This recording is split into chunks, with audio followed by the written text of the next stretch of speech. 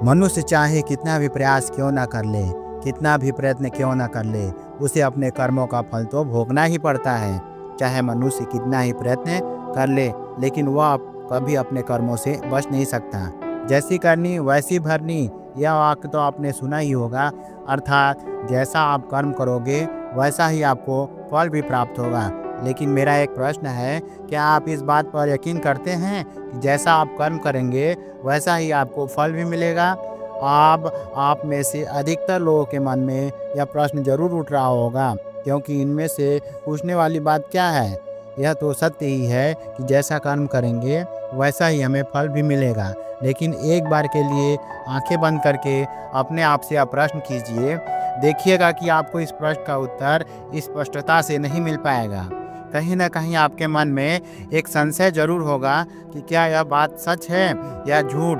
दोस्तों, आज इस कहानी से हम समझेंगे कर्मों का खेल। आखिर अच्छे कर्मों का फल अच्छा और बुरे कर्मों का फल बुरा कैसे होता है। बहुत समय पहले की बात है, किसी गांव में एक बहुत ही ज्ञानी पंडित रहता था। एक दिन वह अपने बचपन के दोस्त से मिलने के लिए दूसरे गांव में जा रहा था।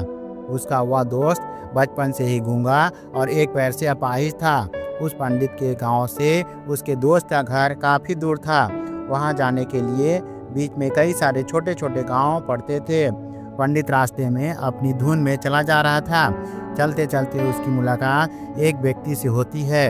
रास्ते में उसे एक आदमी मिलता है जो ऐसा लगता था कि वह किसी का इंतजार कर रहा था, और वह भी पंडित के साथ चलने लगता है। उस आदमी को देखकर पंडित बहुत खुश होता है। उसने सोचा, चलो अच्छा हुआ, साथ साथ चलने से उसका सफ़र आसानी से कट जाएगा। बात की शुरुआत करने के लिए उस पंडित ने उस व्यक्ति से उसका नाम पूछा, तो उसने अपना नाम धर्मराज बताया। पंडित को यह नाम अजीब सा लगता है, लेकिन उसके नाम के विषय में कुछ और पूछना उचित नहीं समझा। दोनों धीरे धीरे साथ में चलते रहे। तभी रास्ते में एक गांव आता है। गांव का प्रवेश द्वार आते ही धर्मराज ने पंडित से कहा, तुम आगे चलो, मुझे इस गांव में एक काम है, मैं तुमसे आगे मिलता हूँ। पंडित ने कहा, ठीक है। वह आगे रास्ते में चल देता है। कुछ देर बाद उस गांव में खबर फैली कि एक व्यक्ति को सांड ने अपनी सींग में फंसाकर मार दिया।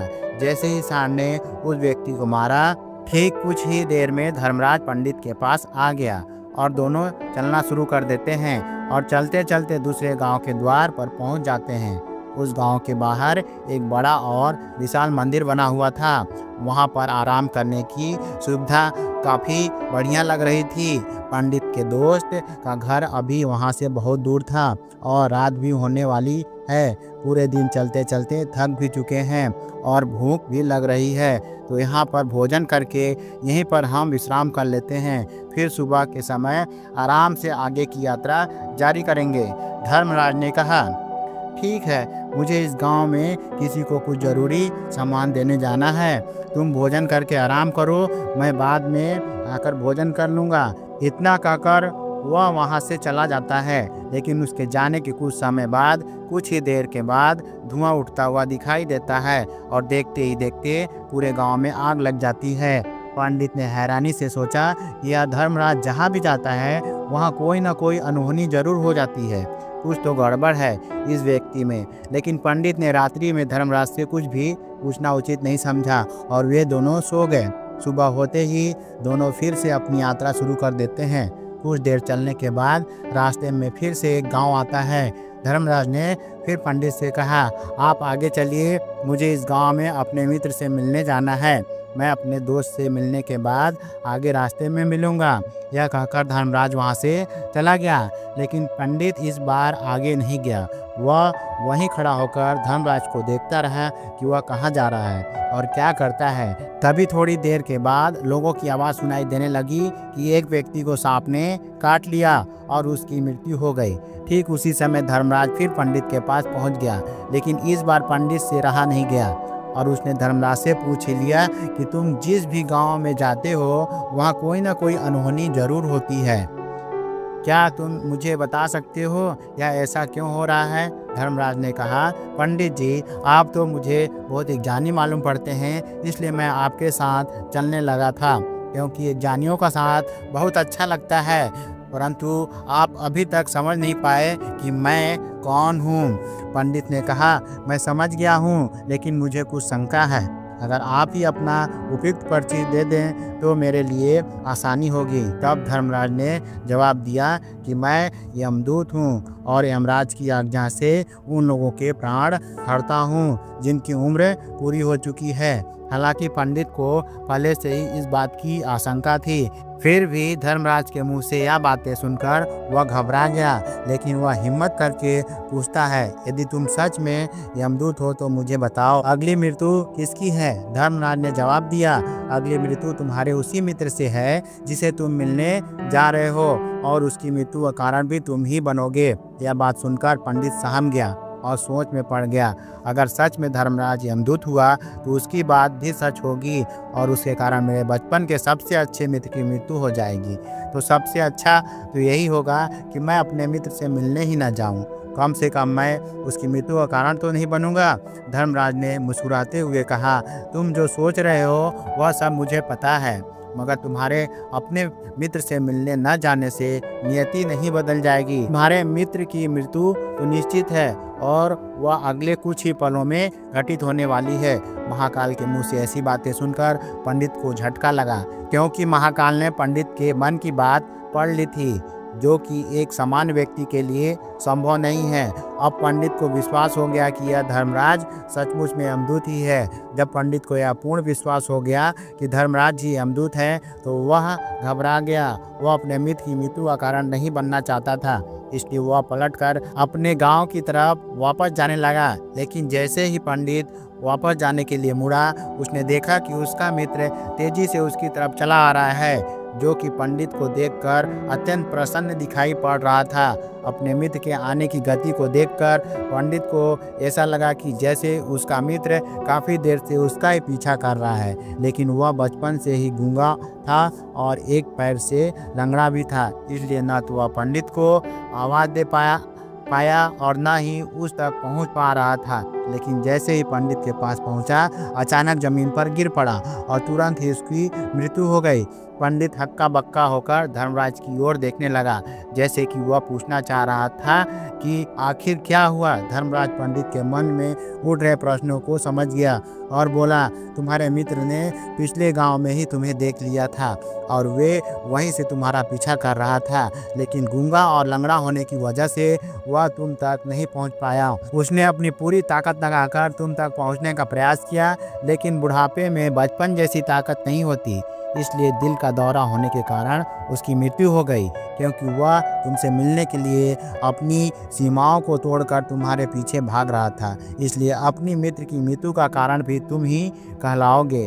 अब पंडित को पूर्णतः यह विश्वास हो गया था कि धर्मराज एक यमदूत है और इसका कार्य जो जीवों के प्राण हरना है। लेकिन पंडित एक ज्ञानी व्यक्ति था, वह यह भी जानता था कि मृत्यु पर किसी का वश नहीं है, सबको एक न एक दिन मरना ही है। यही सोचकर उसने अपने आप को संभाल लिया।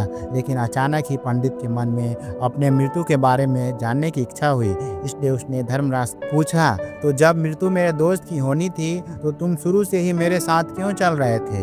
यह प्रश्न सुनकर धर्मराज जोर से हंसा और बोला, मैं तो हर क्षण हर पल सभी के साथ चलता हूँ, किंतु लोग पहचान नहीं पाते, क्योंकि लोगों के पास अपनी समस्याओं के अलावा किसी और व्यक्ति, वस्तु या घटना के बारे में सोचने का समय, उसे देखने का समय ही नहीं है होता।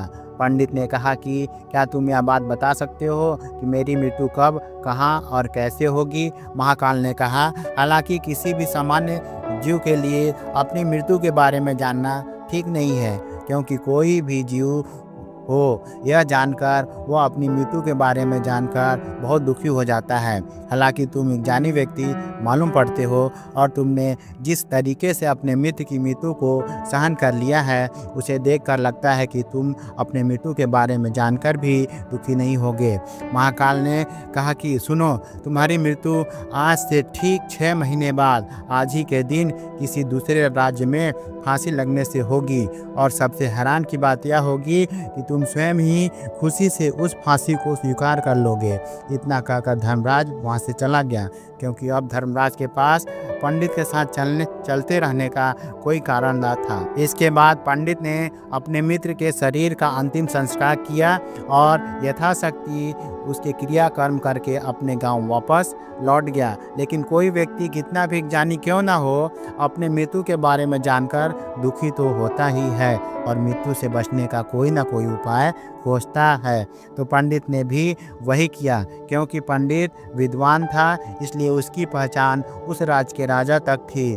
पंडित ने सोचा कि राजा के पास तो कई सारे ज्ञानी मंत्री हैं, वह मेरी मृत्यु से संबंधी समस्या का कोई ना कोई समाधान निकाल ही लेंगे। पंडित यही सब सोचता हुआ राज दरबार में पहुंच जाता है और राजा से सारी घटना के बारे में बताता है। राजा ने अपने मंत्रियों को सारी समस्या बताई और उसने सलाह मांगी। अंत में सभी ने विचार विमर्श करके कहा, अगर पंडित की बात सही है तो उसकी मृत्यु भी 6 महीने बाद ही होगी। लेकिन मृत्यु तो तब होगी जब वह किसी दूसरे राज्य में जाएगा। यदि वह किसी दूसरे राज्य में जाए ही ना तो मृत्यु ही नहीं होगी। मंत्रियों की यह सलाह राजा को भी सही लगी।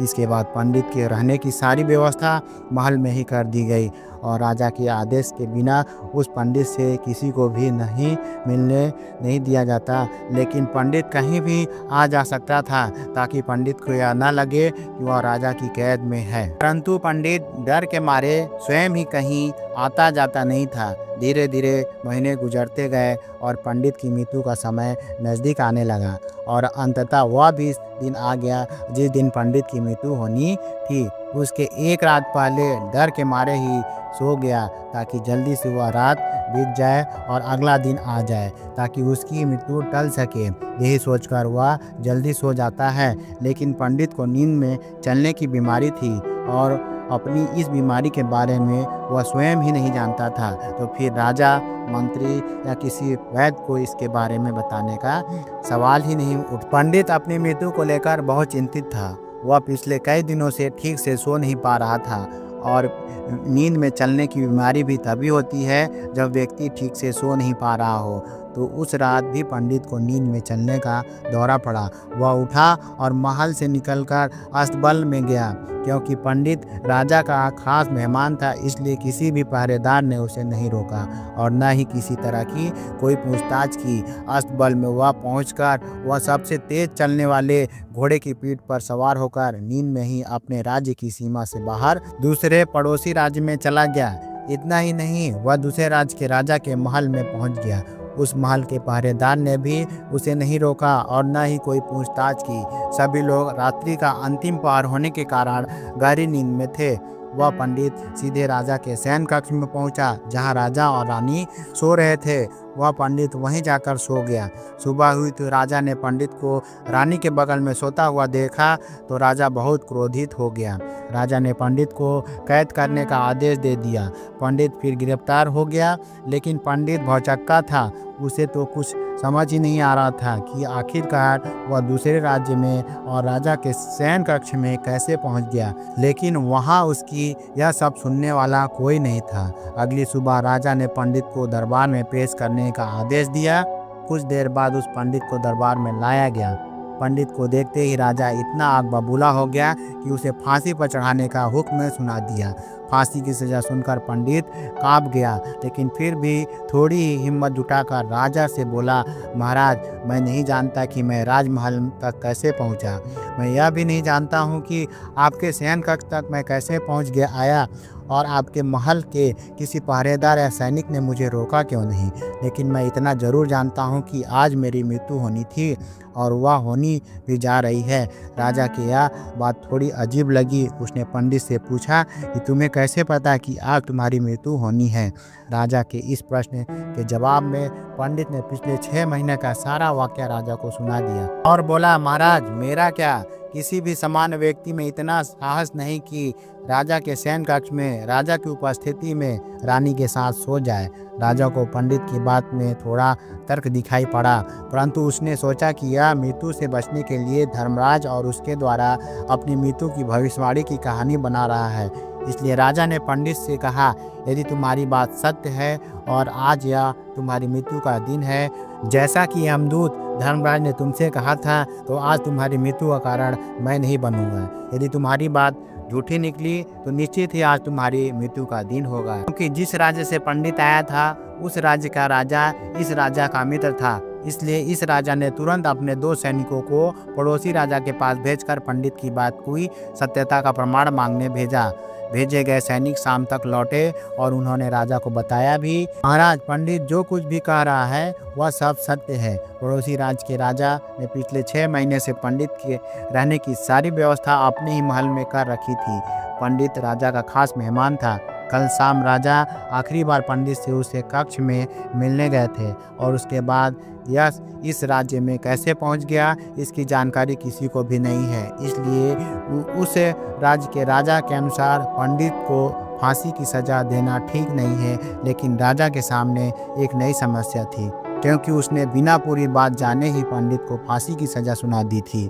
इसलिए पंडित को फांसी नहीं दी जाती तो राजा के वचन का अपमान हो जाएगा, लेकिन अगर राजा की बात का मान रखा जाए तो बेवजह ही एक निर्दोष व्यक्ति की मौत हो जाएगी। राजा ने अपने सभी मंत्रियों से इस बारे में सुझाव मांगा तो मंत्रियों ने राजा को सुझाव दिया कि महाराज, पंडित को एक कच्चे सूत के धागे से फांसी लगवा दी जाए। इससे आपके कथन का भी मान रह जाएगा और कच्चे सूत के धागे से पंडित को फांसी भी नहीं लगेगी और उसके प्राण भी बच जाएंगे। राजा को मंत्रियों का यह सुझाव पसंद आया और उसने ऐसा ही करने का आदेश दे दिया। पंडित के लिए कच्चे सूत के धागे से फांसी का फंदा बनाया गया और नियम के अनुसार पंडित को फांसी पर चढ़ाया जाने लगा। सभी लोग बहुत खुश थे कि ना पंडित मरेगा ना ही राजा का वचन खाली जाएगा। पंडित को भी पूर्ण विश्वास था यह सूत के धागे से उसकी मृत्यु हो ही नहीं सकती। पंडित उस पर चढ़ने के लिए तैयार हो गया। जैसे ही धर्मराज ने भविष्यवाणी की थी कि तुम खुद ही अपनी फांसी को स्वीकार करोगे, लेकिन जैसे ही पंडित को फांसी दी गई, सूत का धागा तो टूट गया, लेकिन टूटने से पहले उसने अपना काम कर दिया था। पंडित के गले की एक नस सूत के धागे के झटके से कट चुकी थी और पंडित जमीन पर पड़ा तड़पता रहा। उस पल उसके गले से खून की फुहार निकल रही थी और देखते ही देखते पंडित का शरीर पूरी तरह से शांत हो गया। सभी लोग आश्चर्यचकित थे और पंडित को मरता हुआ देख रहे थे। किसी को विश्वास नहीं हो रहा था कि कच्चे सूत के धागे से भी किसी इंसान की मृत्यु हो सकती है, लेकिन घटना तो घट चुकी थी। नियति ने अपना काम कर दिया था और धर्मराज की भविष्यवाणी सच हो चुकी थी। तो दोस्तों, श्रीमद् भागवत गीता में भगवान श्री कृष्ण ने कहा है, जो होना होता है वह होकर ही रहता है। हम चाहे कितना ही सावधानी बरतें, कितना ही उपाय कर लें, घटना और घटना की पूरी प्रणाली पहले से ही तय होती है, जिसे हम थोड़ा सा भी इधर उधर नहीं कर सकते हैं। दोस्तों, शायद इसलिए ईश्वर ने हमें भविष्य जानने की क्षमता नहीं दी, ताकि हम अपने जीवन को ज़्यादा बेहतर तरीके से जी सकें। यही बात उस पंडित पर भी लागू होती है। अगर पंडित ने महाकाल से अपने मृत्यु के बारे में ना पूछा होता तो 6 महीने तक राजा के महल में कैद रहकर डर डर कर जीने के बजाय ज़्यादा बेहतर जीवन जीता। दोस्तों, आपने आज के इस वीडियो में क्या सीखा वह मुझे आप कमेंट में बता सकते हैं। इसी के साथ मैं उम्मीद करता हूं कि आपको आज की वीडियो पसंद आई होगी, तो इस वीडियो को उस इंसान को शेयर करें जिसे यह कहानी सुनने की ज़रूरत है और उसी के ठीक बाद चैनल को सब्सक्राइब करें। चलिए फिर मिलते हैं एक और नए वीडियो में एक नए मैसेज के साथ। तब तक के लिए अपना ख्याल रखें। धन्यवाद।